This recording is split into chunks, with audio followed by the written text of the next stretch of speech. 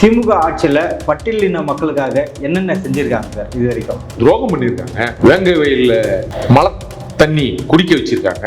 இதுக்கு மேல அவங்க என்ன செய்யணும்? இந்த சமூகத்தை, குறிப்பா பறையர்களை அம்மா ஆட்சியில பொது தொகுதியில நிக்க வச்சு ஜெயிக்க வச்சாங்க. ஒரு பட்டியல் சமூகத்தை சார்ந்தவரை பொது தொகுதியில நின்று கருணாநிதி என்ன கேட்டாரு? நீங்க எல்லாம் பொது தொகுதிக்கு ஆசைப்படலாமான்னு. அவரு போய் வட இந்தியாவில் போய் கியா கோ அப்படின்னு பேசிக்கலாம். அதுக்கு அர்த்தம் தெரியுமா அவருக்கு? அவங்க சொல்றது எதுவுமே அவங்க சொல்லுவாங்களே தவிர செய்ய மாட்டாங்க. குறிப்பா பறையர்களுக்கு அவங்க செய்ய மாட்டாங்க. இப்போ தமிழ் குடிகள் இருக்க, பல்லர்கள் இருக்கிறாங்க, பறையர்கள் இருக்கிறாங்க, சக்கிலியர் இருந்தாங்க. சக்கிலியர்களுக்கு மட்டும் 3% எப்படி கொடுத்தாரு? அது துரோகம் இல்லையா? நான் கேட்கிறேன், முத்துவேல் கருணாநிதி மகன் திரு ஸ்டாலினை கேட்கிறேன், அரசு வேலையில் இந்த 4.5 ஆண்டு காலத்தில் பறையர்கள் எத்தனை பேர் அரசு வேலைக்கு போயிருக்காங்கன்னு சொல்ல முடியுமா? உயர் பதவியில் எத்தனை பறையர்கள் இருக்கிறாங்கன்னு சொல்ல முடியுமா? நீதிபதிகளாக எத்தனை பறையர்கள் இருக்கிறாங்கன்னு சொல்ல முடியுமா? சொல்லுங்க பார்ப்போம். உங்களால சொல்ல முடியாது. ஏன்னா இந்த 4.5 ஆண்டு காலத்தில் பறையர்களுக்கு இந்த அரசு, திராவிட மாடல் அரசு தீங்கு மட்டுமே இழைத்திருக்கே தவிர 1000 ரூபாய் கொடுக்குறாங்கல்ல மகளிர் உரிமை தொகை, பறையர்களுக்காக ஆதி திராவிட நலத்துறையில் ஒதுக்கப்பட்ட நிதியில் இருந்து எடுத்து கொடுக்கப்பட்டதான் அந்த பணம். மத்திய அரசு ஒதுக்கிய நிதியை இவர்கள் செலவே பண்ணாத திருப்பி அனுப்பின ஒரு வெட்கக்கேடான அரசு தான். ஹைட்ரோ கார்பன் எங்கெல்லாம் போடுறாங்களோ அங்க மண்ணினுடைய உயிர் சத்து போயிடும். விளையாது, பாலைவனமா மாறி போகும். பாலைவனமா மாறி போச்சா தமிழன் இங்க இருந்து அகதியா எங்கேயாவது போக வேண்டியிருக்கும். தங்கம் தென்னரசு என்ன சொன்னாரு? அங்க இருக்கிற மக்களை போராட்டம், கடுமையான போராட்டம் பண்ணும்போது என்ன சொன்னாரு? இல்ல நாங்க முதல்வரே சொல்லிட்டாரு, நாங்க இந்த திட்டத்துக்கு வராத பார்த்துக்குவோம் அப்படின்னு. இப்ப பள்ளம் தோன்றான, யார் ஆட்சியில பள்ளம் தோன்றான்? யார் ஆட்சியில மிஷினை போட்டு அடிக்கிறான்? அதெல்லாம் கேட்கறதுக்கு நாதி இல்லைன்றதுனால இங்க மக்கள் மத்தியில் ஒரு பேச்சும் செயல் ஒரு செயலும் செஞ்சுக்கிட்டு இருப்பீங்களா? அதுக்கு 2026 உங்களை வீட்டுக்கு அனுப்புமே.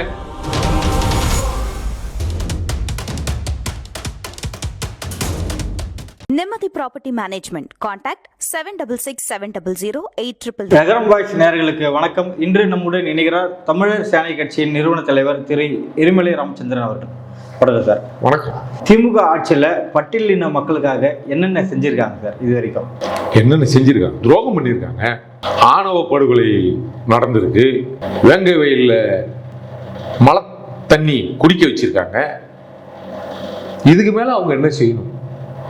இந்த சமூகத்தை, குறிப்பா பறையர்களை என்ன செய்யணும்? முழுக்க முழுக்க எந்த அளவுக்கு உயர்ந்த நிலையில் இருந்தார்களோ வரலாற்றுல சமூக நீதியை தூக்கி பிடிப்பதை நாங்க தான் சொல்லிட்டு மார்த்தடிக்கிறாங்க. நீங்க என்ன? சமூக நீதிக்கே அர்த்தம் தெரியாதவங்க சொல்றதெல்லாம் காரணங்களா? அவரு போய் வட இந்தியாவில் போய் கியா கோ அப்படின்னு பேசிக்கலாம். அதுக்கு அர்த்தம் தெரியுமா அவருக்கு? அவங்க சொல்றது எதுவுமே அவங்க சொல்லுவாங்களே தவிர செய்ய மாட்டாங்க. குறிப்பா பறையர்களுக்கு அவங்க செய்ய மாட்டாங்க. நான் தெலுங்கு பேசுனா செய்வாங்க. உள்ஒதுக்கீடு பிரிச்சு கொடுத்தாங்களா? எப்படி கொடுத்தாங்க? மொத்தமே 18 இருக்கு. 18ல எப்படி கொடுக்கணும்? முறையா விகிதாச்சார அடிப்படையில் கொடுக்கணும். மக்கள் தொகை கணக்கெடுப்பு நடத்தணும் இல்லையா? மக்கள் தொகை கணக்கெடுப்பா நடத்தாமவே உள்ஒதுக்கீடு எப்படி கொடுக்க முடியும்? தமிழ் குடிகள் இருக்க, பல்லர்கள் இருக்கிறாங்க, பறையர்கள் இருக்கிறாங்க, சக்கிலியர் இருந்தாங்க. சக்கிலியர்களுக்கு மட்டும் 3% எப்படி கொடுத்தாரு? அது துரோகம் இல்லையா? நான் கேட்கிறேன், முத்துவேல் கருணாநிதி மகன் திரு ஸ்டாலினை கேட்கிறேன், அரசு வேலையில் இந்த 4.5 ஆண்டு காலத்தில் பறையர்கள் எத்தனை பேர் அரசு வேலைக்கு போயிருக்காங்கன்னு சொல்ல முடியுமா? உயர் பதவியில் எத்தனை பறையர்கள் இருக்கிறாங்கன்னு சொல்ல முடியுமா? நீதிபதிகளாக எத்தனை பறையர்கள் இருக்கிறாங்கன்னு சொல்ல முடியுமா? சொல்லுங்க பார்ப்போம். உங்களால சொல்ல முடியாது. ஏன்னா இந்த 4.5 ஆண்டு காலத்தில் பறையர்களுக்கு இந்த அரசு, திராவிட மாடல் அரசு தீங்கு மட்டுமே இழைத்திருக்கே தவிர ஒரு நல்லது கூட அவங்க செய்யல. அது மட்டும் இல்ல, 1000 ரூபாய் கொடுக்குறாங்கல்ல மகளிர் உரிமை தொகை, பறையர்களுக்காக ஆதி திராவிட நலத்துறையில் ஒதுக்கப்பட்ட நிதியில் இருந்து எடுத்து கொடுக்கப்பட்டதான் அந்த பணம். மத்திய அரசு ஒதுக்கிய நிதியை இவர்கள் செலவே பண்ணாத திருப்பி அனுப்பின ஒரு வெட்கக்கேடான அரசு தான் இந்த திராவிட மாடல். என்ன செய்யுது? அவ்வளவுதான். ஏன்னா இவர்களுக்கு நிர்வாகத்திறன் இல்லை. நிர்வாகத்திறன் இருந்தால் மத்திய உன் நிதியிலிருந்து கேட்கல, தமிழ்நாடு அரசினுடைய நிதியிலிருந்து ஏன் என் பறையர்களுக்கு நீ செய்யலன்னு நான் கேட்கல. மத்திய அரசு கொடுத்த நிதியை திருப்பி ஏன் அனுப்புற? மத்திய அரசு பணம் கொடுக்கலன்னு எவ்வளோ பலம் புழங்குறீங்க? அவங்க கொடுத்த பணத்தை செலவழிக்கணுமா இல்லையா? செலவழிக்க முடியாத திருப்பி அனுப்பாங்களா யாராவது? மற்ற துறைக்கு திருப்பி அனுப்பியிருக்கியா நீ? ஏன் ஆதி திராவிடர் நலத்துறையில் கொடுக்கப்பட்ட நிதியை மட்டும் நீ திருப்பி அனுப்புற? கேள்வி எழும்புதா இல்லையா? கூடவே இருக்க திருமாவளவன் ஏன் இது கேள்வி எழுப்பலை? அவரு பறையருக்கு உண்டான தலைவர் இல்லையே. அவர் தேசிய தலைவர், இந்திய தேசியத்தினுடைய தலைவர். ஏன்னா அவருக்கு கேரளாவில் அமைப்பு இருக்கு, கர்நாடகத்தில் அமைப்பு இருக்கு, தெலுங்கானாவில் அமைப்பு இருக்கு, தமிழ்நாட்டில் இருக்கு. அவர் தேசிய தலைவர். எங்க வேணாலும் இருக்கட்டும், ஆனால் எந்த மக்களுக்கான தலைவர் அப்படின்ற போது அவர் பட்டியலின மக்களுக்கு யார் சொன்னா வராருல? ஏங்க உங்களை மாதிரி ஊடகம் தாங்க அவரை பட்டியலின தலைவராக சொல்லிட்டு இருக்கிறீங்க. அவர் பொது தலைவர். நீங்க தயவு செய்து அவர் பட்டியலின தலைவராக சொல்லாதீங்க. அவர் ஒரு காலம் பட்டியலினத்துக்கு நான் தான் தலைவர்னு சொன்னதே கிடையாது. அவர் பொது தலைவர் தான் சொல்றாரு. நீங்க தான் ஊடகவியலாளர் தான் அவர் பட்டியலின தலைவராகவும், மற்ற அரசியல் தலைவர்கள் தான் அவர் பட்டியலினத்தினுடைய பிரதிநிதியாக அவர் கூட்டு பேசுறாங்க. ஆனா அந்த மக்களோட போராட்டத்தை தானே கையில் எடுக்கிறாரு. என்ன கையில் எடுத்துட்டாரு? அவர் எடுத்த போராட்டத்தில் எதுலாம் வெற்றி பெற்றிருக்காரு? ஏன் மருத்துவர் ராமதாஸ் எடுக்கலையா கையில்? அம்பேத்கர் செலவைக்கலையா ஊரெல்லாம்? அப்படி இல்லை, நீங்க அப்படி பார்க்கக்கூடாது. அம்பேத்கர் ஊரெல்லாம் செலவு வச்சாருன்றதுனால அவர் அம்பேத்கர் சிலை வச்சதுனால டாக்டர் ராமதாஸ் பட்டியலின தலைவர்னு சொல்லுவீங்களே? நீங்க சொல்ல முடியாதுல்ல. பிறக்கிற சாதி வச்சு அவங்க அந்த சாதி தலைவர்னு சொல்ல முடியாது. அவர் என்னைக்குமே சாதி ரீதியா இல்லையே. இல்லை, ஒரு நேரத்தில் தமிழ் தேசியம் பேசினாரு, இன்றைக்கு இந்திய தேசியம் பேசுறாரு, இப்போ திராவிட தேசியம் பேசுறாரு. இப்போ பட்டியலின மக்களுக்காக திமுக இவ்வளவு துரோகம் செஞ்சிருக்குன்னு சொல்லிட்டு நிறைய விஷயங்களை முன்வைக்கிறீங்க. திமுக எதிராக இந்த மக்கள் எதுவுமே களமாடாம இருக்காங்களே. 2026 காத்துருங்க. அதுதானே. அது வரைக்கும் துரோகத்தை தாங்கிட்டே தான் இருக்கணுமா? இல்லை, முடிய போகுது இல்லை ஆட்சி. இன்னும் 5-6 மாசம் தானே இருக்கு. இவருடைய பண்ண துரோகம் எதிர்வினை ஆற்றத்தானே வேணும் இல்லையா? எனவே எக்கேடு கெட்டா போனாலும் பரவாயில்லன்ட்டு இன்னைக்கு பட்டியல் சமூகத்தில் வெறும் பறையர்கள் மட்டும் இல்லை, பல்லர்களுக்கும் அது தீங்குதான் இருக்கு. இன்னைக்கு ஆணவ கொலை அதிகரிச்சிருக்கு. எத்தனை இவங்க சமத்துவம் அது இதுன்னு பேசுகிற திராவிட மாடல் அரசு எத்தனை திருமணங்கள் பண்ணி வச்சிருக்காங்க? மன ஒத்த திருமணம் பண்ணி வச்சிருக்கிறோம்ல, பண்ணி வைக்கலையே. எவ்வளோ பேருக்கு என்ன செஞ்சிருக்காங்க? ஒன்றும் இல்லை. இன்றைக்கு எல்லாருமே குடிகாரர்களால் மாற்றி இருக்கிறாங்க. தமிழ் இளைஞர்களை குடிக்க வச்சு அந்த காலத்தில் வெள்ளைக்காரங்காலத்தில் இது செய்வாங்களாம். நான் கேள்விப்பட்டிருக்கேன், படிக்கலை, கேள்விப்பட்டிருக்கேன். ஒரு ஆள் வேணும்னா அவனுக்கு குடிய பெண்களையும் குடியையும் கொடுத்து அவங்கள வென்றெடுப்பாங்களாம், அவங்க பக்கமாக சாட்சிப்பாங்களாம். அதுபோல இந்த அரசு வெறும் குடியை மட்டுமே கொடுத்து எம் இளைஞர்களை பாழ்படுத்தி கொண்டிருக்கு. ஆணவ படுகொலை குறித்து தனிச்சட்டம் ஏற்ற இந்த அரசு முன் வருமா? வராது. அது கேட்கறது யாரு இருக்கா? கோரிக்கைலாம் போய் வச்சாங்க சார் முதல்வர் பார்த்து. கவின் படுகொலை நடந்ததுக்கு அப்புறம் நிறைய பேர் பார்த்து வச்சாங்க இல்லையா? அந்த கூட்டணி கட்சியிலே இருக்கிற திருமாவளவன் இருந்தார்ல. ரைட்டு, முடிய போகிற நேரத்தில் கோரிக்கையெல்லாம் இதெல்லாம் நடக்குமா? ஆட்சி முடிய போகுது. தொலைநோக்கு பார்வையில் செயல்படணும் இல்லையா?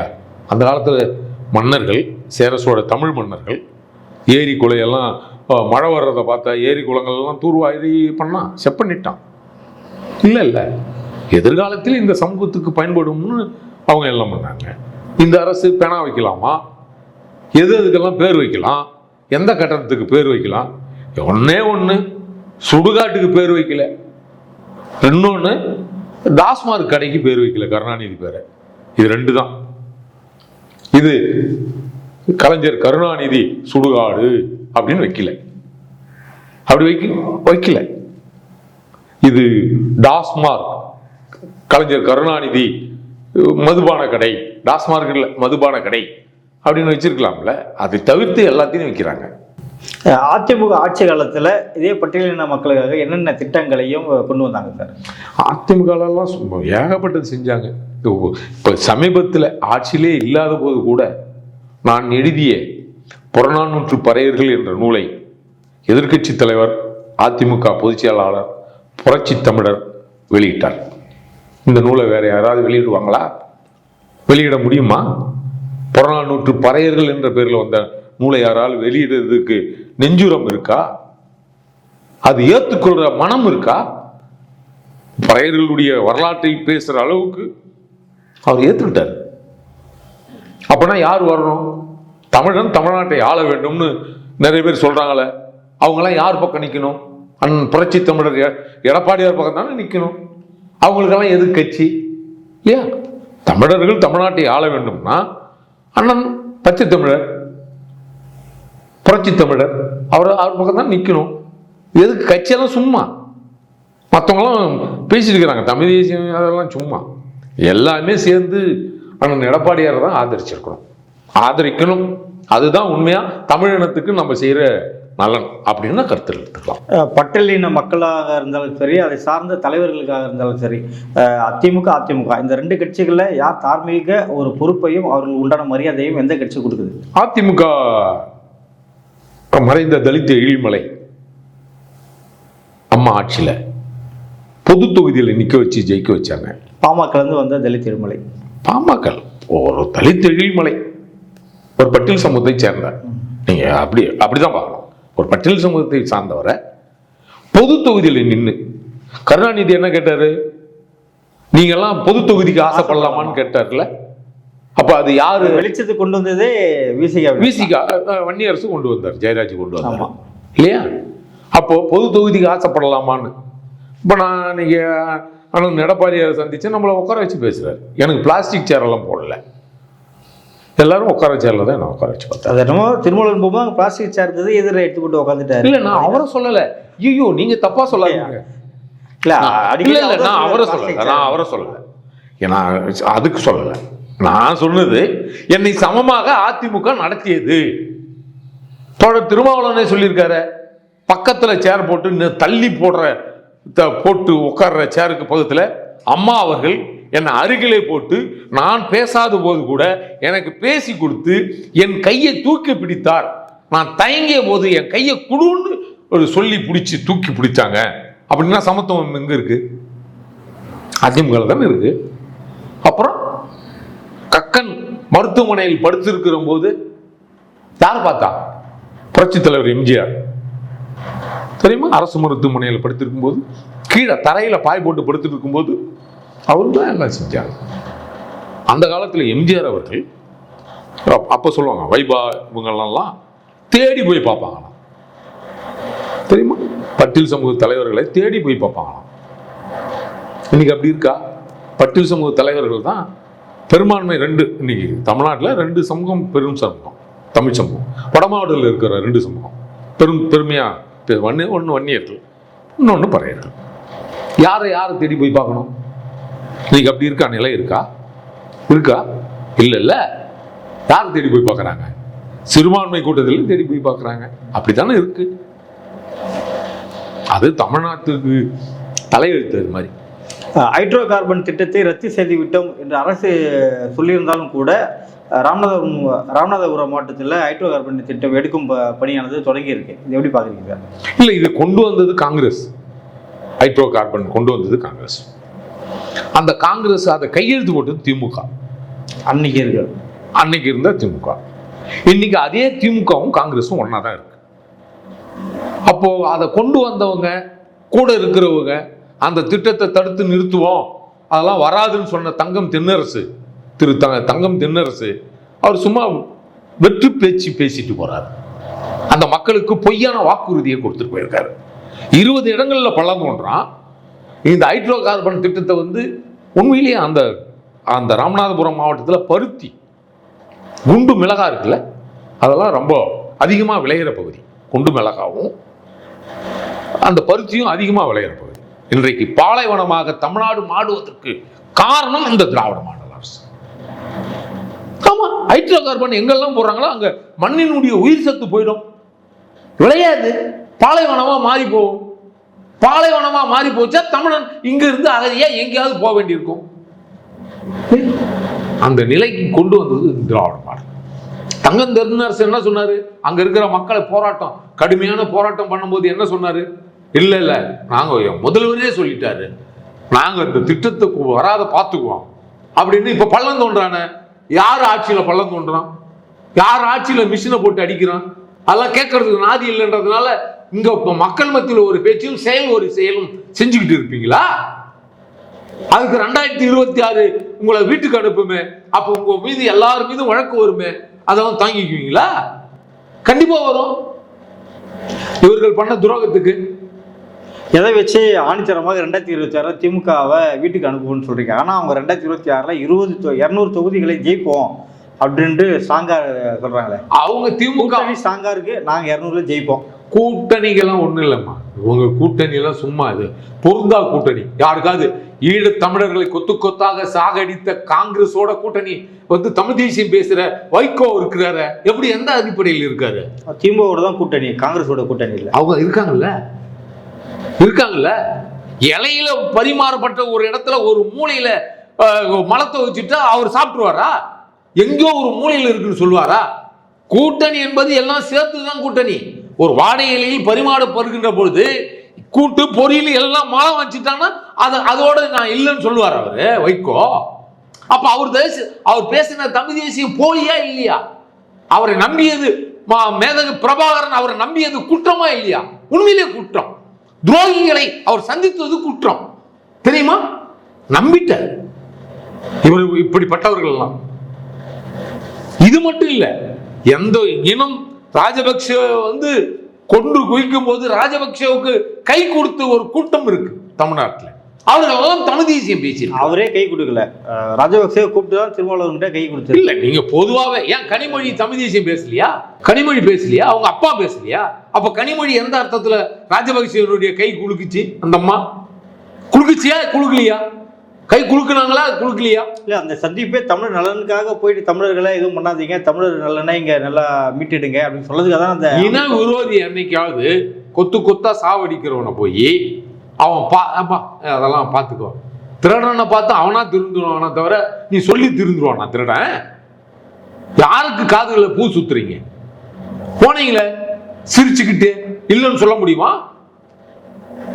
கருணாநிதி மெரினா கடற்கரையில அதை 2 வச்சுக்கிட்டு மின்விசிறி அந்த இது சொன்னேன், 2 தான் மனைவியை சொல்லல, குளிர்சாதன பெட்டி சொல்றேன், குளிர்சாதன பெட்டி 2 வச்சுக்கிட்டு படுத்து யுத்தம் முடிஞ்சு போச்சுன்னு சொன்னார. முடிஞ்சிச்சா? உண்மையிலேயே யுத்தம் முடிஞ்சிச்சா? யுத்தம் நடக்கின்ற போது அந்த வண்டியில படுத்துக்கிட்டு போய் உக்காந்துக்கிட்டு போய் டெல்லியில அலைஞ்சு சீட்டுக்கும் பதவிக்கும் அலைஞ்சிருந்தாரு. அதுதான் தமிழினத்துக்கு பண்ண நியாயமா? தமிழினத்துக்கு பண்ண வெகுமதியா? ஓட்டு போட்டு தேர்ந்தெடுத்த அவங்களுக்கு பண்ண சேவையா? தொடர்வண்டியில் காசு இல்லாத ஓசியில் வந்தவர்களுக்கு இன்றைக்கு கோடிக்கணக்கில் பணம் கொடுத்தது யார்? தமிழக மக்கள் இல்லையா? அவர்களுக்கு செய்த நலனா இது? ஆக இவர்கள் எல்லாமே பொருந்தா கூட்டணி இருக்காங்க. முன்னெல்லாம் நீங்க கம்யூனிஸ்ட்காரங்க நல்ல மனசு நெஞ்ச தொட்டு சொல்லுங்க. கம்யூனிஸ்ட்காரங்க ஒரு சின்ன ரேஷன்கள்ல ஏதாவதுன்னா ரோட்ல வீதி தெருமுனை கூட்டம் போடுவாங்களா போட மாட்டாங்களா? இந்த 4 ஆண்டு காலத்துல இந்த 2 கம்யூனிஸ்டும் இந்த சிவப்பு கொடி 2ம் எத்தனை போராட்டங்கள் அறிவித்திருக்கு இருக்கா? ஊரு புல்லா சாராயம் அப்படின்னு பாடினாங்கல்ல, அவங்க எல்லாம் எங்க போனாங்க? தள்ளாடுது தமிழகம்னு பாடினாங்களே, எங்க போனாங்க? இன்றைக்கு டாஸ்மாக் கடையில் அந்த வசூல் அதிகமா பண்ணலன்னா அவங்கள தள்ளி வைக்கிறீங்களா, விசாரணைக்கு உட்படுத்துறீங்களா? அதெல்லாம் எதனுடைய அடிப்படை? அப்படி ஒரு கேள்வி இருக்குல்ல. வருமானம். நடப்பு அரசியல் குறித்த பல்வேறு கருத்துக்களை பற்றி மிக்க நன்றி சார்.